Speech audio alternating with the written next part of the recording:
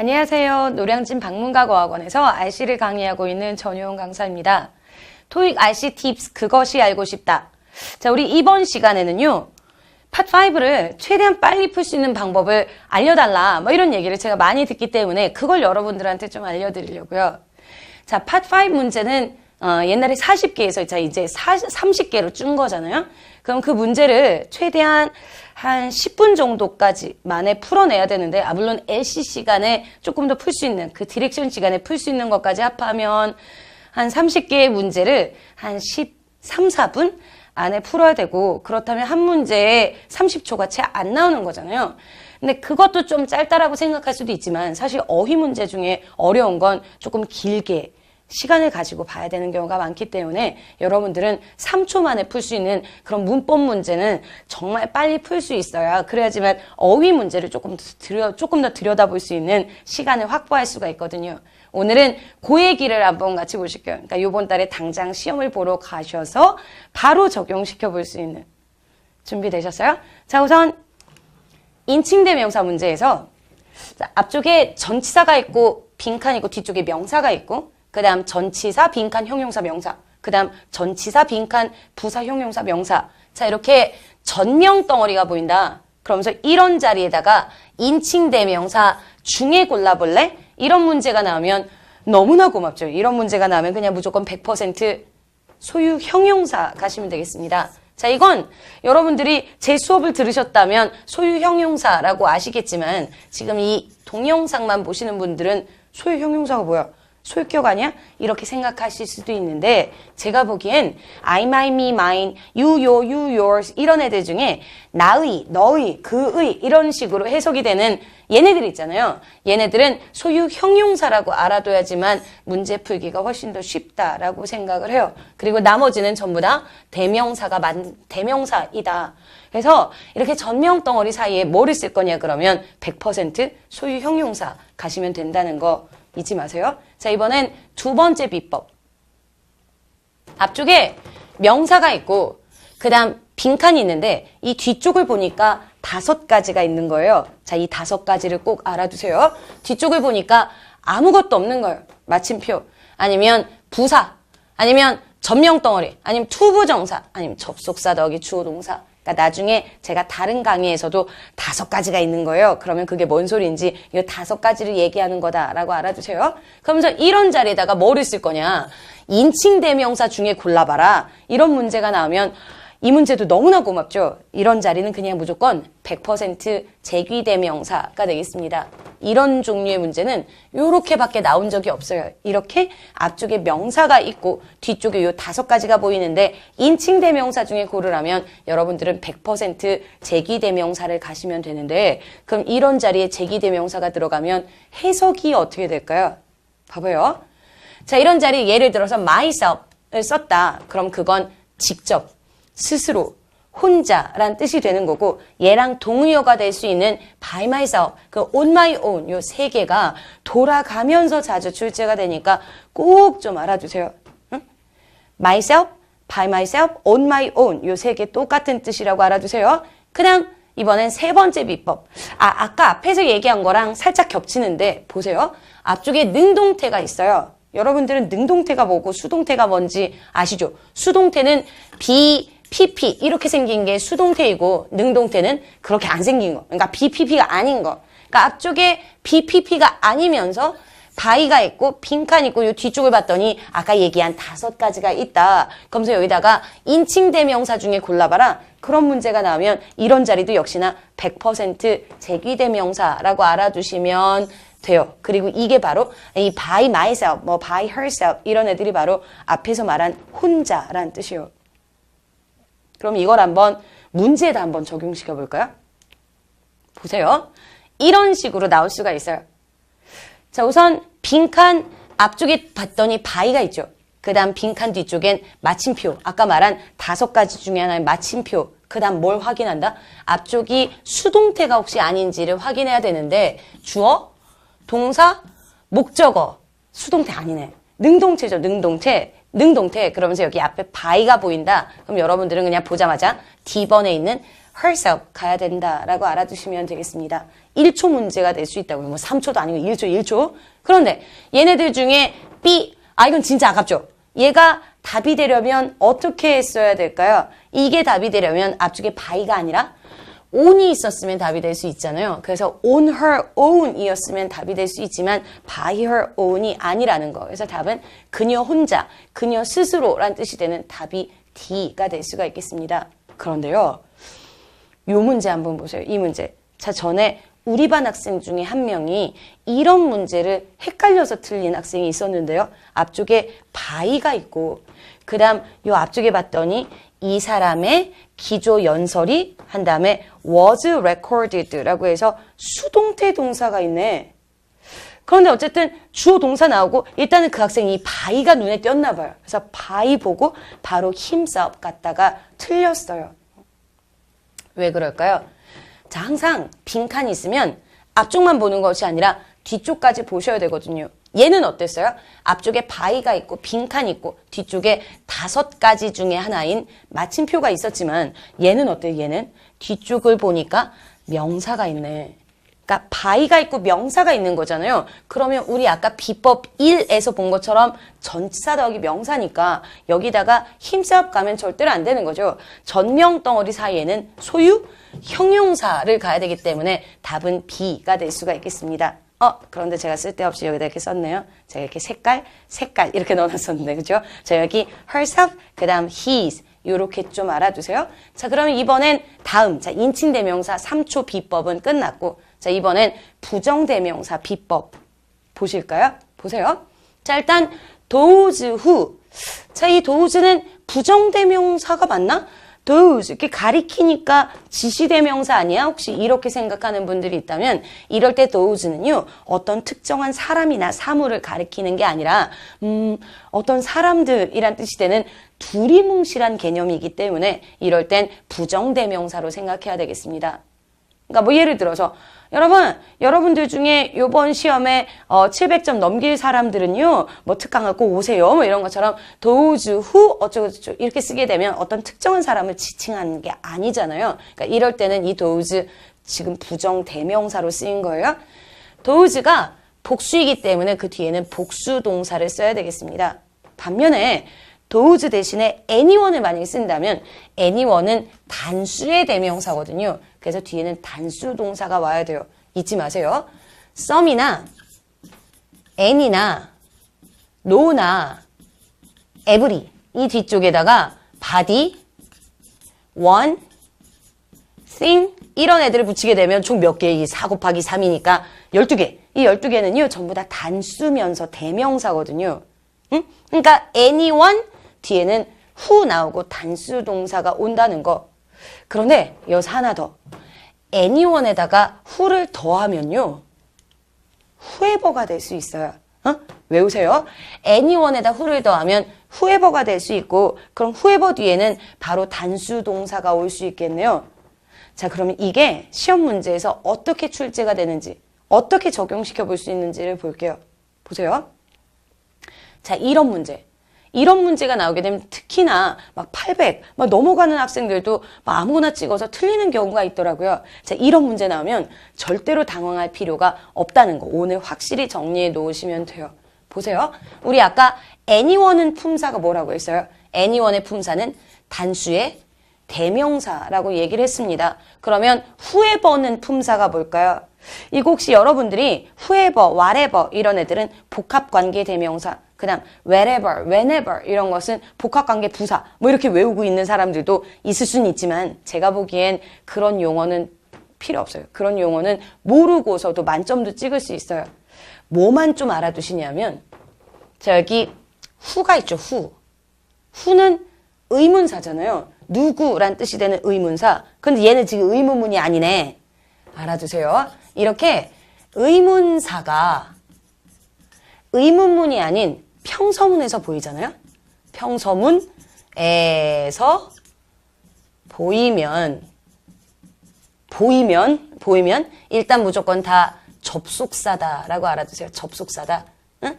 의문사가 평서문에서 보이면 일단 무조건 접속사라고 알아두세요. 그러니까 whoever뿐만 아니라 what, when, where, however, whose, which 이런 거 전부 다 접속사. 됐어요? 의문사가 평서문에서 보이면 접속사요. 그러니까 anyone은 대명사고 whoever는 접속사다. 이런 차이점이 있어요. 그러면 어떻게 해야 될까요? 접속사라는 건 그 문장에 동사가 여러 개 있어야지만 쓸 수 있는 게 접속사잖아요. 그리고 대명사는 그런 기능이 없고 보세요. 이 문장에 지금 동사가 몇 개 있을까요? 이 문장의 동사는 요거 하나밖에는 없겠습니다. 그 다음 요 뒤줄 always는 부사, 그 다음 welcome은 비부 형용사거든요. 자, 우리 혹시 여러분들 다른 동영상 찾아보시게 되면 제가 정말 강조하는 비부형이라는 용법이 있는데 일단 오늘은 제가 이렇게 좀 얘기할게요. Is always welcome. 항상 환영이다. 이때 welcome은 동사가 아니에요. 이게 동사면 뒤에 환영하다 누구누구를 목적어가 있어야 되거든요. 근데 지금은 투부정사가 있네. 이건 형용사 welcome이에요. 그럼 이 문장에서는 이 동사가 하나. 왜? 이건 동사가 아니니까. 아시죠? interested in 그러면 왜 우리 중고등학교 때 어디에 관심이 있다라는 수거가 be interested in. 그 다음 뭐뭐에 관해서 우려하다 그러면 be concerned about 이런 것처럼 여기는 interested는 아예 동사가 아니네. 관심이 있는 이라는 pp. 형용사 역할하는 pp예요. 사실은 그냥 형용사라고 할 수도 있어요. 사전에 형용사로 나오니까. 그럼 이 문장에 지금 동사가 하나밖에 없네. 그럼 동사 하나밖에 없는데 뭔 접속사를 써? 그러니까 이럴 때는 anyone을 써야 되겠죠. 그래서 anyone interested in the event 이렇게 쓸 수가 있어요. 그러면 이 whoever가 답이 되게 만들려면 어떻게? whoever가 답이 되려면 이 문장에 동사가 2개 있어야 되는 거죠. 2개. 그러면 문장이 이럴 때 답이 될 수 있겠네요. 보세요. 자, 여기 is가 동사. 그 다음 또 is가 동사. 얘는 pp. 그 다음 얘는 아예 형용사. 그 다음에 이건 부사. 그럼 이 문장에 동사 2개 있으니까 접속사를 써야 되겠죠. 그럼 anyone은 절대로 안 되죠. 이 자리 답이 될 수 있는 건 whoever. 응? 그러니까 잊지 마세요.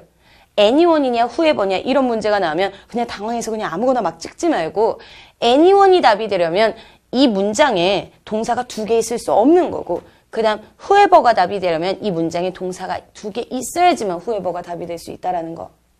됐습니까? 요거 2개 잘 정리해 놓으세요. 그 다음 이번엔 3형식의 수동태. 자, 사실 수동태는 3, 4, 5형식의 수동태가 있잖아요. 응?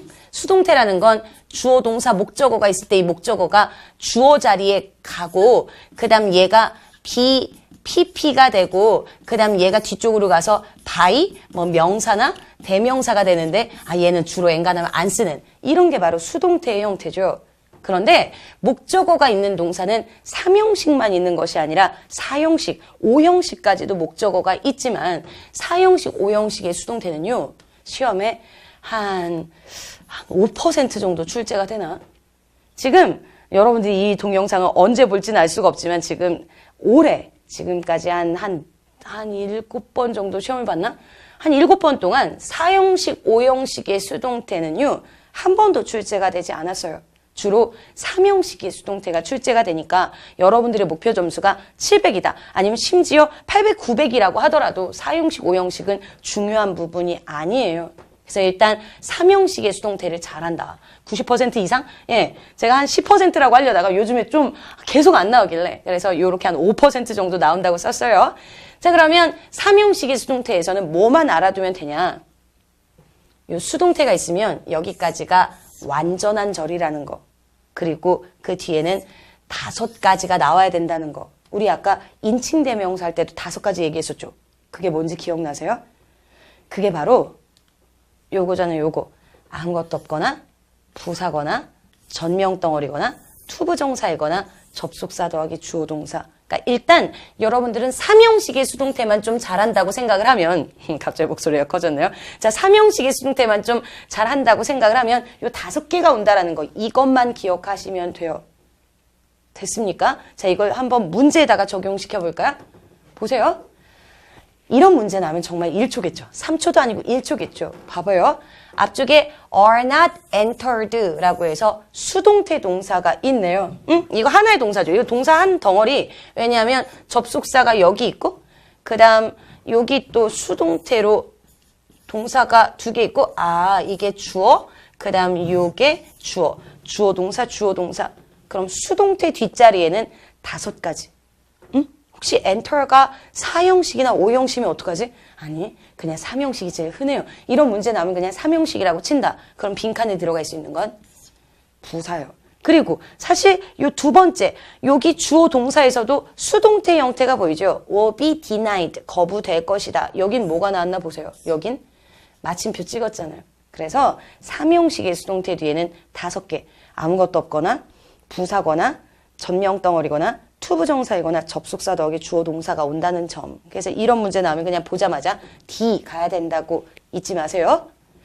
그런데 수동태 문제, 여기 하나 더 있네. 여기 하나 더 보고 보세요. 하나 더 보고. 자, 여기 있는 문제를 보면 일단 all day Friday 그러면 금요일 내내, 금요일 하루 종일. 그 다음 뒤쪽에 전치사 더하기 명사 이렇게 나와 있고 그럼 이 앞쪽에 있는 인터뷰가 주어, 그 다음 여기 이제 동사가 들어가야 되는데 conduct란 동사는 3형식 동사예요. 응? 무엇을 진행하다. 근데 나는 잘 모른다. conduct란 동사를 잘 모른다. 그럼 뭐라고 친다? 잘 모를 때도 그냥 3형식 동사라고 치라고요. 그럼 all day Friday, 하루 종일을 conduct 할 수는 없죠. 인터뷰가 진행? 되겠지. 그래서 이 자리 답이 될 수 있는 건 수동태이고 수동태는 C밖에는 없어요. 나머지는 전부 다 능동태잖아요. 응? 능동태. 그리고 여기서 여러분들이 조심할 점. 이 B번. 가끔 어떤 분들은 PP만 있어도 수동태인 줄 착각하는 경우가 있는데 잊지 마세요. BPP가 있어야지만 수동태지 그냥 PP만 있는 건 수동태가 아니에요. 이건 과거 분사지. 그리고 이 앞쪽에 have가 붙어 있다. 그럼 이건 절대로 능동태이지 수동태가 아니라는 점. 그러니까 잊지 마세요. BPP가 보이지 않는 한 그건 수동태가 아니에요. 그래서 여기서만 BPP가 보이고 나머지는 어때요? BPP 아니죠. 그 다음 BPP 아니죠. 이건 have PP죠. 그래서 수동태는 C밖에 없다라고 볼 수가 있겠습니다. 그런데 수동태 문제가 문법 문제만 나오는 게 아니잖아요. 어휘 문제도 출제가 될 수 있어요. 그래서 수동태 어휘 문제가 나오게 되면 그걸 다시 능동태로 바꿔서 푼다라고 제가 써놨습니다. 그러니까 무슨 말? 주어 그 다음 여기에다가 요 자리에다 빈칸 놓고 여기다 어떤 어휘를 쓸 거냐. 그러니까 A, B, C, D를 봤더니 다 제각각 생겨서 그럼 그건 어휘 문제인데 그럼 그거 어떻게? 얘를 다시 동사로 그 다음 얘를 그러니까 능동태 동사로 그 다음 얘를 주어에 가 있던 얘를 목적어로 돌려서 생각하잖아요. 그래야지만 어휘 문제의 답을 정확히 풀 수 있다라고 알아두시면 되겠습니다. 그게 뭔 소린지 그 밑에 있는 샘플 문제를 한번 같이 보실게요. 전에 이거랑 정말 비슷한 문제가 실제로 출제가 됐었는데 사람들 많이 틀렸던 문제거든요. 보세요. 이걸 한번 그냥 이렇게 하지 않고 그냥 한번 해석해 볼까요? 이 회사는 prepared, 준비했습니다. 주차 공간을. 끝. 일단 여기까지 3형식이죠. 그 다음 그 뒤쪽에 that 있네요. 우선 이거 먼저 알아두세요. 이렇게 완전한 절이 있는데 그 뒤쪽에 that 있잖아요. 걔네 일단 무조건 접속사예요. 접속사. 뭐라고요? 완전한 절이 있는데 그 뒤쪽에 that 있으면 일단 무조건 접속사라고요. 그래서 동사가 하나 또 있네. 한 문장에 지금 동사가 2개 있네요. 얘가 접속사니까. 그런데 왜 바로 뒤에 동사가 나왔지? 주어 어디 갔어요? 주어. 주어는 이 that 안에 들어가 있어요. 이게 바로 뭘까요? 접속도 하고 주어 역할도 하면서 이 뒤에서 앞에 있는 주차 공간을 꾸며주는 이게 바로 주격 관계 대명사가 될 수가 있겠습니다. 주격 관계 대명사. 됐어요? 그리고 요것도 좀 알아둘까요? 이 문장에서 that are가 빠져도 된다는 거 아세요? 주격 관계 대명사는요. 다른 동사가 있을 때는 안 그런데 비동사만 보면 그냥 뻑하면 사라지거든요. that are가 빠지고 그냥 permitted for, designated for 이렇게 쓸 수도 있다라고 알아두시면 되겠습니다. 됐어요? 그럼 이제 요걸 해석해 볼까요? 이 회사는 주차 공간을 준비했습니다. 어떤 주차 공간? 방문객들을 위해서 permitted, 허락된 주차 공간일까요? 아니면 방문객들을 위해서 지정된 주차 공간일까요? 응? 방문객들을 위해서 허락된 주차 공간일까요? 아니면 방문객들을 위해서 지정된 주차 공간일까요? 이거 보통 오프라인에서 수업을 하면서 보여주면 다들 대부분 A번이라고 먼저 대답을 하거든요. 몇 명 빼고. 이게 A가 맞는 것처럼 여겨질 수 있어요. 하지만 이걸 한번 제가 좀 지우고 아까처럼 어떻게 하라고요? 수동태 어휘 문제는 얘를 다시 능동태로 바꿔서 풀라고요. 보세요. 제가 여기 이 BPP를 동사로 놓고 앞에 있는 주차 공간을 그냥 주차장이라고 쓸게요. 주차장을 목적어로 놓고 생각하면 아까 그냥 그대로 놓고 해석했을 때는 A가 맞는 것처럼도 느껴지지만 이걸 뒤집어 볼까요? 뒤집어서 여기다 permit 이렇게 한번 써볼까요? 주차장을 허락하다라는 뜻이 되는 거잖아요.